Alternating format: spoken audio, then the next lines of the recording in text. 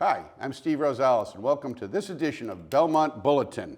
Today is Friday. It is September 26, 2025, and my guest today, as usual, is Patrice Garvin, our longstanding Town Administrator. Patrice, Steve, you've come back. I still say that all the time. I haven't scared you away. She's ready to face all these blistering questions I'm going to give you. So anyway, we've got a half an hour. Patrice, yes. It's the end of September. We have an upcoming town meeting. So we have several things we can cover today. So we have upcoming town meeting, which is when? October 20th and October 22nd. Okay, now originally I got notices as a town meeting member to reserve 4 dates. Yep, that's correct. And that was ostensibly for the discussion on the zoning changes or updates or overlays for the Belmont Center project. Mm-hmm. But that's not happening? No, that's going to be deferred to a February winter special town meeting in 2026. Okay, and why was that? Is there reasons for that? So there's a couple of reasons. The planning board, as you know, still has an open hearing for the final language for the overlay, and we have yet to receive the parking study so they can finish that work. That was one reason, and then the second reason was council needed a little bit more time to review. So given the October timeframe, as you get into November, you hit the holidays, it made sense to the planning board to defer until the winter. Okay, why the winter as opposed to just the annual town meeting in the spring? Why a special thing in the middle of February? I think that given the complexity and the interest in this particular topic, it really deserves its own special town meeting, given just the amount of information that's going to be brought to town meeting. We could receive quite a number of amendments, and so I think we really hope to have it in the fall, but it really does deserve its own night, its own session. Okay, well, sessions, plural. I'm assuming that will take a couple of I months. hear it's 80 or 90 pages long. They are working to reduce that because there is some work that involves council's review, and which was one of the reasons it got delayed. All right, it's always in the details, so, Yeah. Okay. Well, we'll see how long that takes. I mean, a simple paragraph takes like 4, 5, 6 hours of debate in zoning. I don't know what 80 pages is going to be. Size matters apparently in these, so we'll see. Yep, planning board's doing a great job, and they will have something. Oh, I'm not criticizing that. It's a big project, a big bite to chew. I can't say I'm totally in favor with it as I understand it. I haven't got into it yet, but we'll see. We'll see. Time goes. So anyway, but town meeting will go on October 2. So what's left on the warrant? What are we going to be doing then? So we have about 15 articles. Okay. All right. It's not as scary as it sounds. It's actually better than past town meetings. So there's about 3 general articles for the general bylaws. We have amendments to general bylaws. It's really cleanup. When we went from the elected treasurer and the elected board of assessors, and we moved to appointed, we have to clean up the language in the bylaw, in the general bylaw. And that was brought by the bylaw review committee.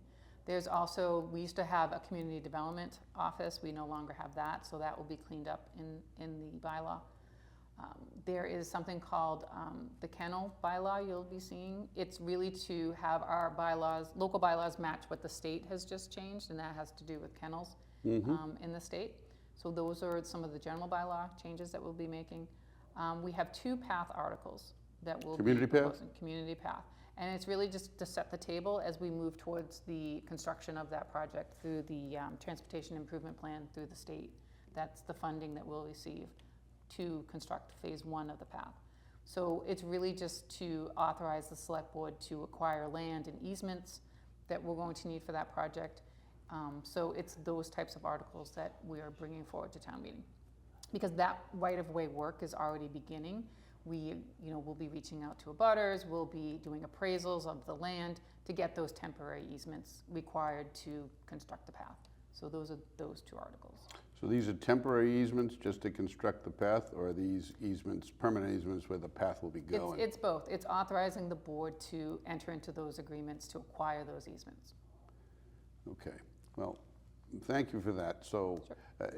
How many easements are there? Any idea? I believe there's between 10 to 12. Okay.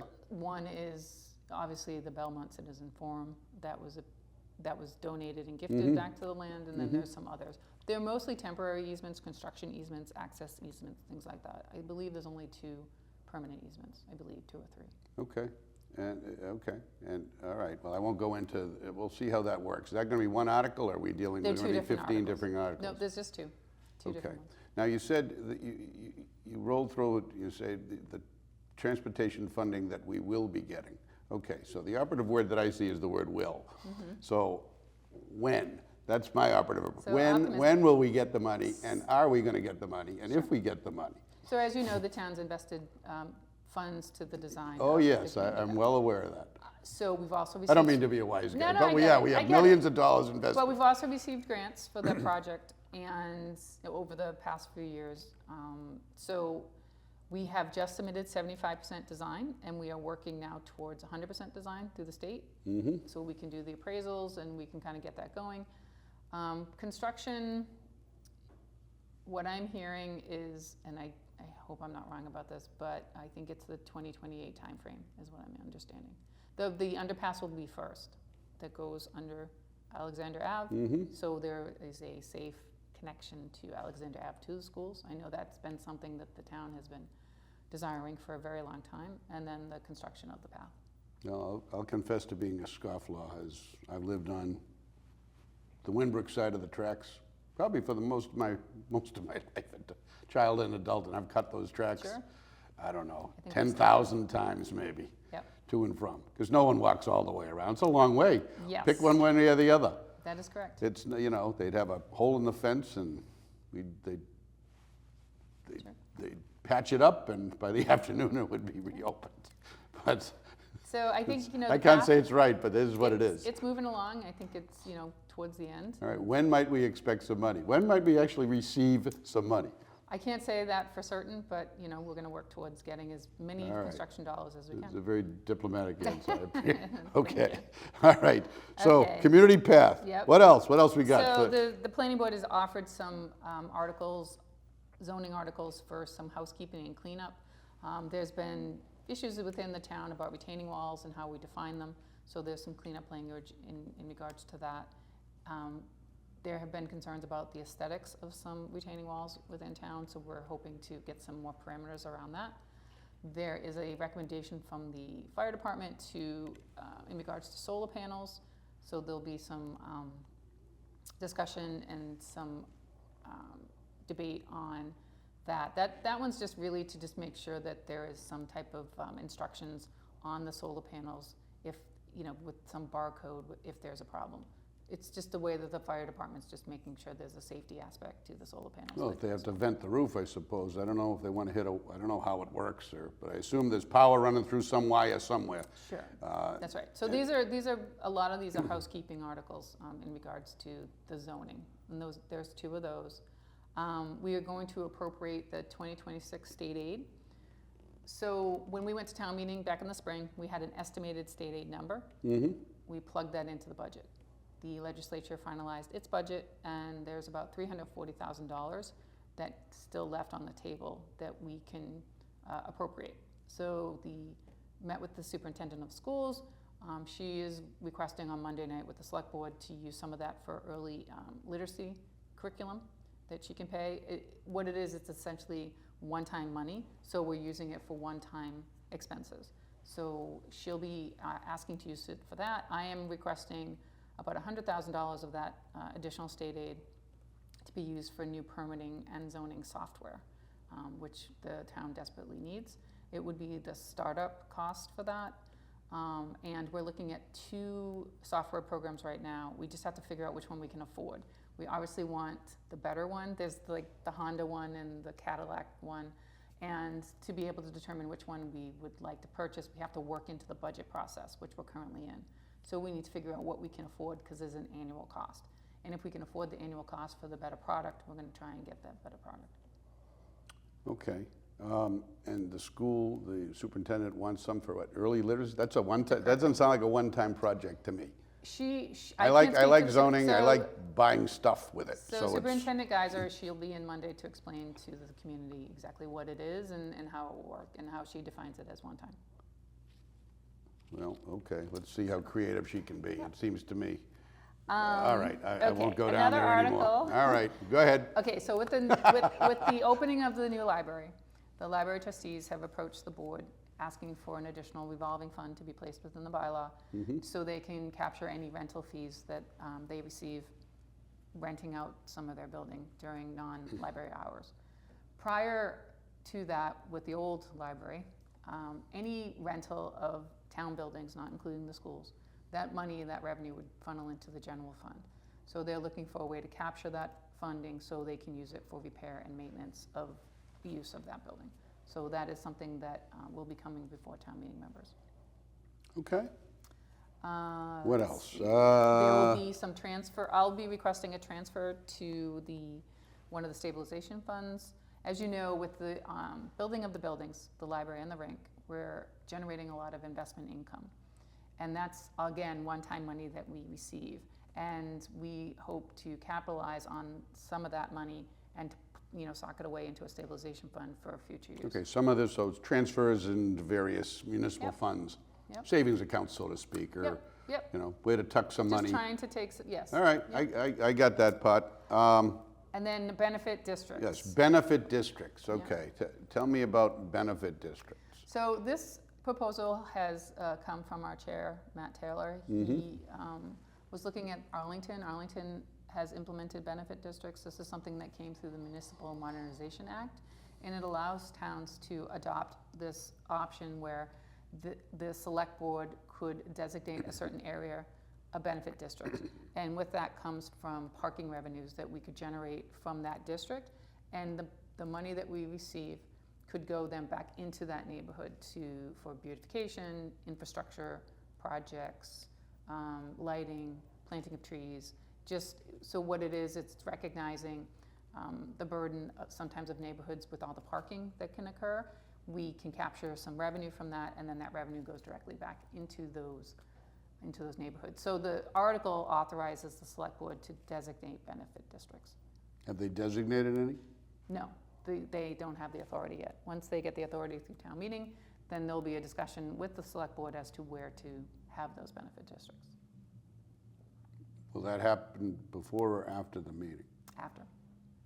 I think there's a lot of discussion, as you would imagine. No, okay. That would come from a benefit district As designation. a former selectman, I'd probably love to have that power. As now, is the emphasis on the former part of the selectman, just a citizen and taxpayer. I don't know if I'd want to subject potentially a neighborhood, my neighborhood, your neighborhood, as some type of a parking area. So parking in I itself, certainly wouldn't be. Parking needs to be reviewed in and of itself in town. I think, as you know, we have the overnight parking ban. I like it, but go ahead. We have the meters on Leonard Street. There is software out there, I think you've seen it in other towns, that you can use your phone, you don't have to use a meter. So all of that comes with a discussion, all of that comes with staff and administrative pieces, the cost of the system itself. So all of that kind of has to be worked through. But this particular article is really a way to just say, look, if you're going to have parking in your neighborhood, you're going to benefit from it. Your neighborhood's going to benefit from it. That's the simplistic version. All right. Matt will actually, I'm sure, give a much more eloquent version, description of that. Well, we'll see. The jury's still out. I'll wait to see it. My own self-interest, being a Windbrooker for probably 60 years of my life and living right close to the center, with the center overlay or whatever gets done for development, I'm very wary of using Windbrook neighborhoods, my neighborhood, my neighbors' neighborhoods as parking lots. I'm just not comfortable with that because we've rallied against that, and it only hits certain areas of town, Waverly, behind the center, maybe around the playgrounds, but it certainly doesn't hit anything north of Pleasant Street. Well, those are nice neighborhoods, and they're not going to have any problems. So I don't want to speak for Matt, but I do think that what we're trying to tackle is the parking that's already occurring. The parking that's already occurring. Well, all right, we shall see. I mean, take the parking. If it's over, then ticket it. Get stuff that way. But anyway, we'll see. When is all this going to be unveiled? I mean, town meeting is in like 3 weeks. When are we going to get all this information? I don't mean to beat on you. But these are new things. This is a significant potential issue. I mean, I recommend tuning into select board meetings. I know there's a league night that's coming up. The warrant will be posted on Tuesday. We'll try to have as much backup information online as we can to explain the articles. All right, fair enough. Anything else, or is that where we are? There's a couple other things. We're doing a schematic design for the Chenery. The reason why we're doing that is we were able to obtain MSBA potential funding for the roof.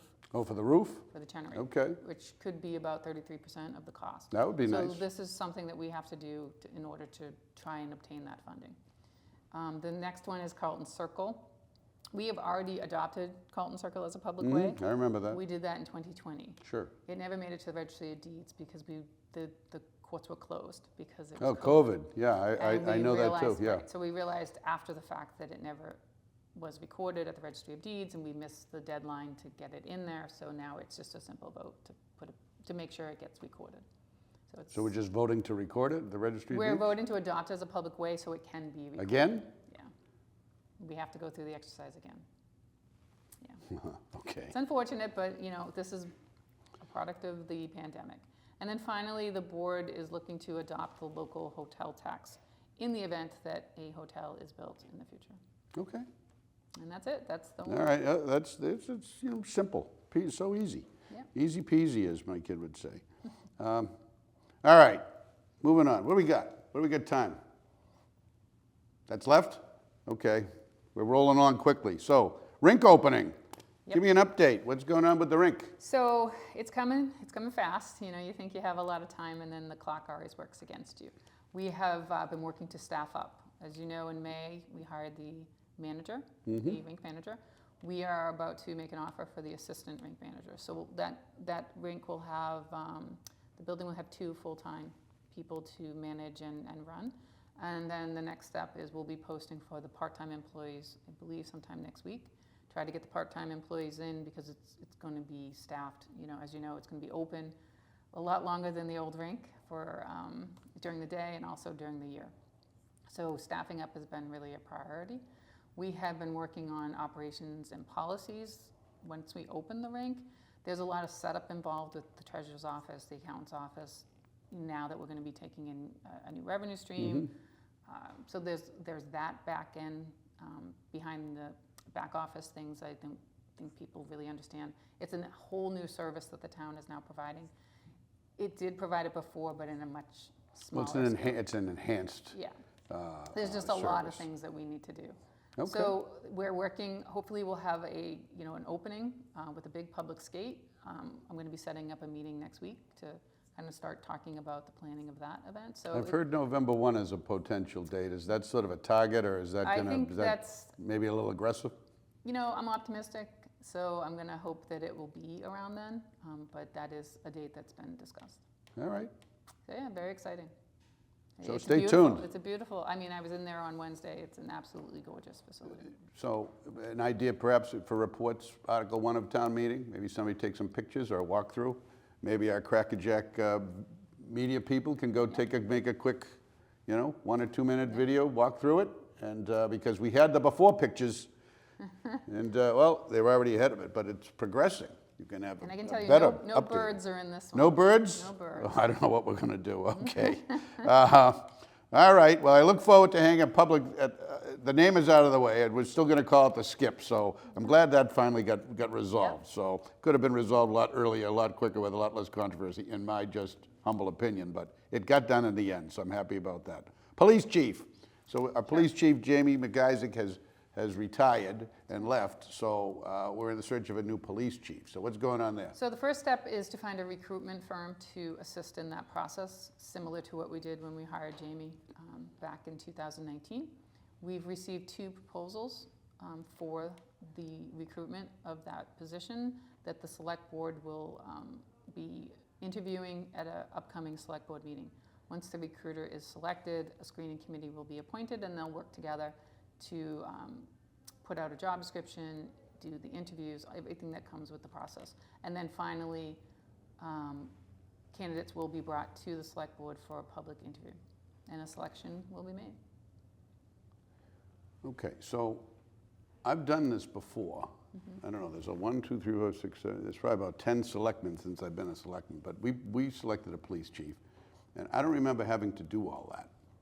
Seems to me that back in the day, so I'm offering it as a, why don't we just post it and see what internal candidates might apply for it. I think when I did it with Belmont and Skelly, we had 3 applicants. We interviewed them all, we assessed them all, we chose one.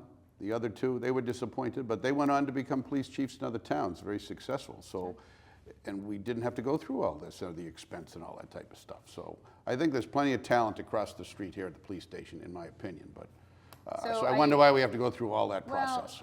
No disrespect, Steve, but policing has changed in time. And, you know, a police chief does more than I think the average resident understands in terms of the administrative part of the job. And there are certain skills that you need to find and look for. The recruitment firms, because I've done police chiefs in other town searches, the recruitment firms really do help keep the project going, keep the search going. It recruits assessment tools in order to assess the chiefs that you're hiring. I do think policing in this day and age especially is a lot more complex, and it really does require digging in and making sure you have the best candidate chosen. Okay, I don't know what the cost is, but I'm sure it's not insubstantial, but okay, just my 2 cents. We'll see what happens with it. Good luck. What's the time frame on that? So hopefully in October, by October, we'll have the search committee appointed, and they'll be off and running. So by the end of the year, we should have candidates, hopefully before the select board. But with the holidays, it does kind of. Yeah, they creep up, don't they? Yeah, I don't know, I it think just 90 messes days with to the Christmas schedule. or whatever it is. Yeah, it just messes with the schedule. People become unavailable. We'll have Thanksgiving stuff's already out. We'll have Christmas stuff out probably in a couple of weeks. Yeah. Anyway, well, thank you for that. So that'll be, we'll get updated as we do next Belmont bulletins. Okay. Sadly, my longtime friend, town engineer, head of community development, all the other titles he had, Glenn Clancy, sadly passed away way too soon. Another person taken too soon. He worked for the town for 40 years. He was my personal friend. I played softball against him. I've known him and worked on him on many projects. It was a very sad day. So I was glad to hear of the Glenn Clancy 40 Trees for 40 Years or something like that project. Can you tell me something about that as a way to memorialize? I guess this is to memorialize Glenn and the service he gave to the town? Yes, so when Glenn passed away this past May, you know, we were looking for something to do to honor him and his years of service. And actually, Chairman Matt Taylor came to Jay and I with an idea for 40 trees for Glenn. And the goal is to purchase 40 trees, and then any funds remaining over the years will maintain and make sure those 40 trees are continuously there. So that's kind of the sentiment, 40 trees for 40 years. People can donate to the fund. It's not to replace the tree budget. It is to supplement and to add to the trees. Jay Marcotte instituted a program years ago, the Shade Tree Program, which people can donate dollars to plant trees all over town. Mm-hmm. This is kind of like a parallel to that. It will just have donations come in, and then once we have acquired enough money, we will go purchase the trees and put them throughout town, scatter them throughout town. Will there be any type of recognition that this is a Glenn Clancy tree or anything of that sort? So we have plaques. We will have a plaque. Oh, really? We'll Okay. have a plaque in the DPW that lists the donors of those trees. Okay. Nothing on the trees. Nothing on the trees? No.